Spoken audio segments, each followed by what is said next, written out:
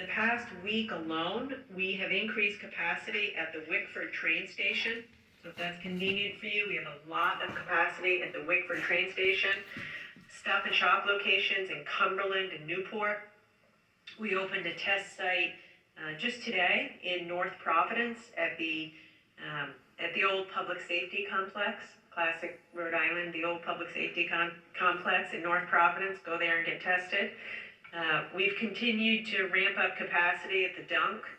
Go to the Dunk. Go to the Dunk. It's for those of you who don't love driving into Providence. I'm going to tell you there's free parking. There's no line. We have capacity to do 5,000 tests a day. We're doing 500 tests a day. So come on down to the Dunk and get tested. You'll be in and out in 15 minutes, 20 minutes. That's what people are reporting. You can get a same-day appointment. Just please go ahead. And by the way, get it done next week and the week after, and the week after. In an ideal world, we'd all be getting tested once a week, once every 10 days. Especially if you are planning to travel over the holiday or get together with folks, which I hope you don't, but absolutely, if you are going to be doing that, get tested before and get tested after. If you're going to go to church, if you're going to do Christmas shopping, hopefully you get the gist. Just go get tested.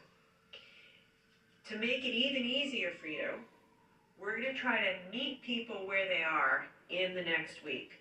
So starting now, we are launching a very aggressive, in the community, holiday testing strategy.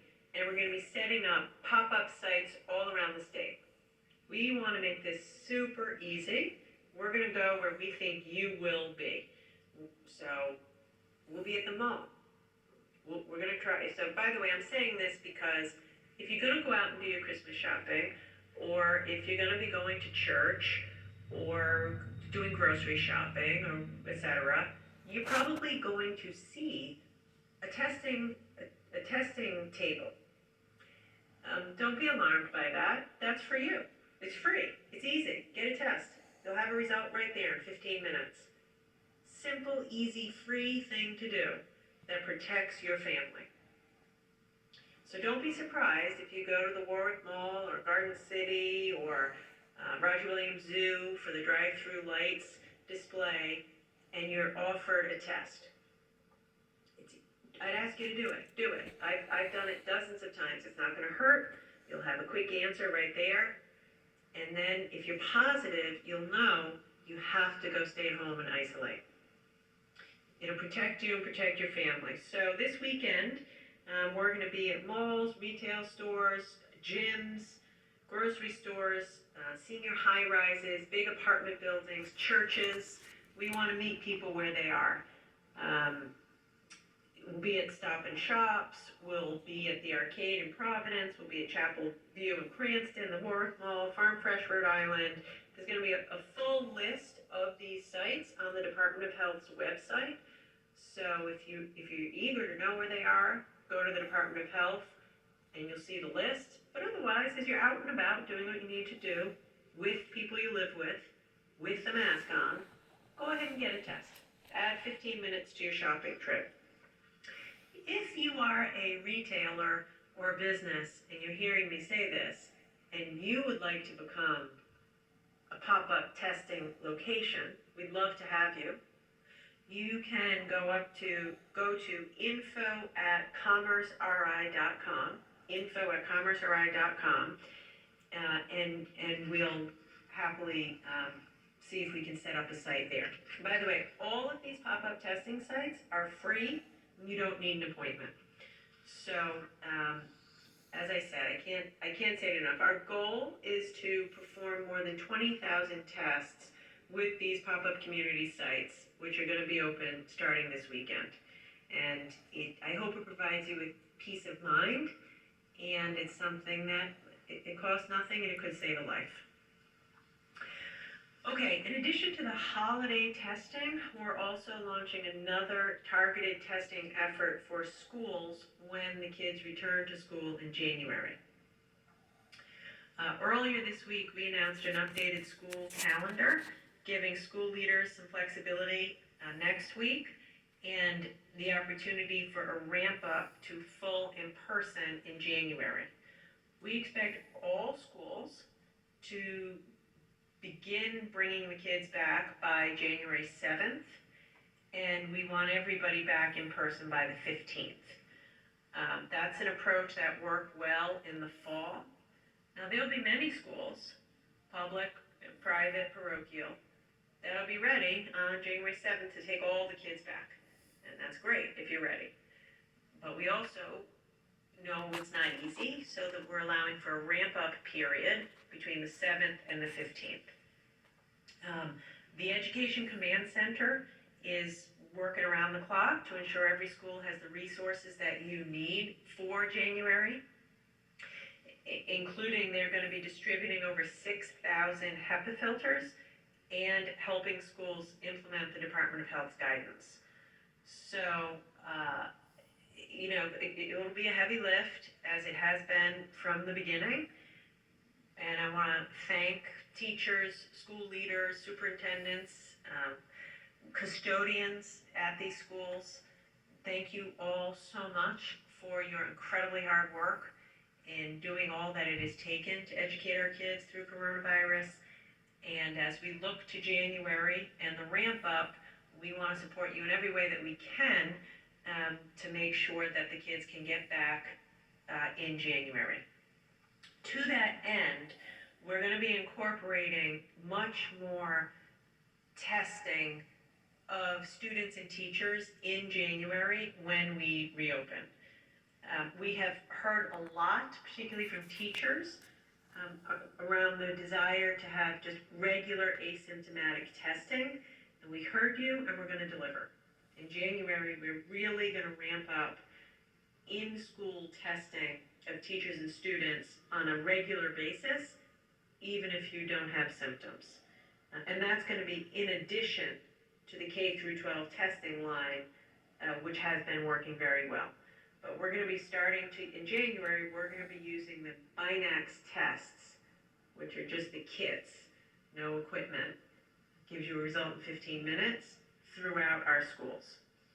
We've started piloting this to great effect over the past few weeks. We've done pilots in Providence, Lincoln, Central Falls, and South County around testing entire schools. And so far it's been a huge success. Central Falls was the first community to launch the pilot. They've seen a positivity rate of about 1% in schools. Great news.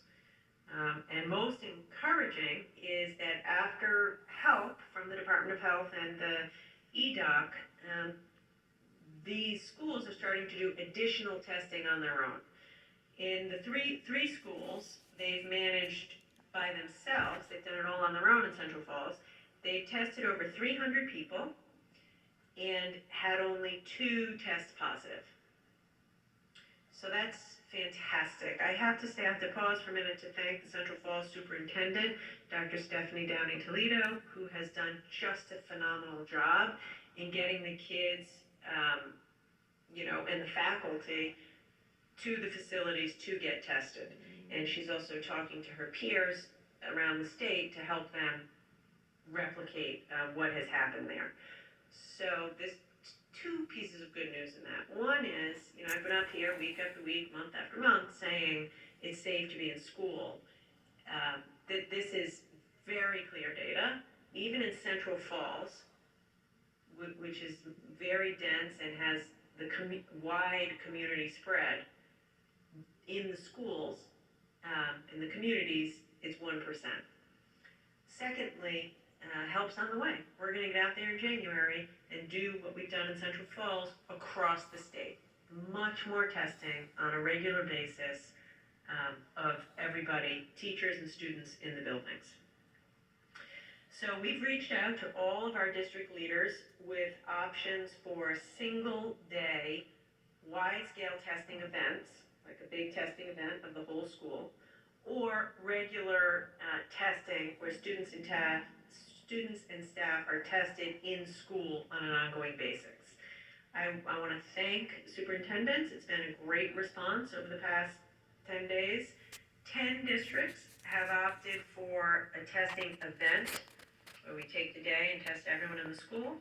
10 districts opted for the regular testing every week, and 21 districts opted for both. That's the best news.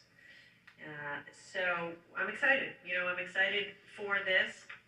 Our goal is to use 30,000 tests every week in our schools, and that's starting in January, and that's on top of all the other tests that we'll be doing at the testing sites.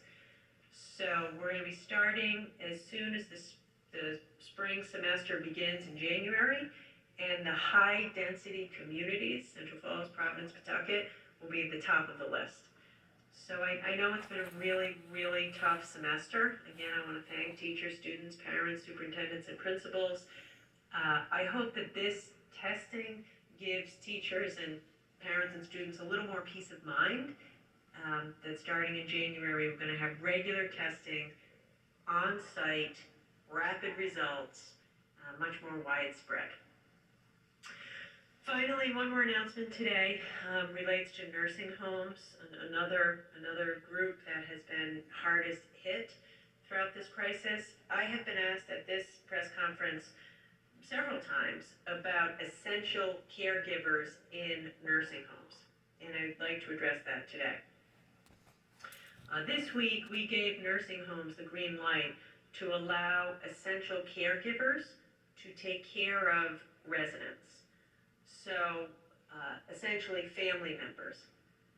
So if you have a family member in a nursing home who needs help with grooming, bathing, eating, etc., you as a family member can sign up to be an essential caregiver to your loved one.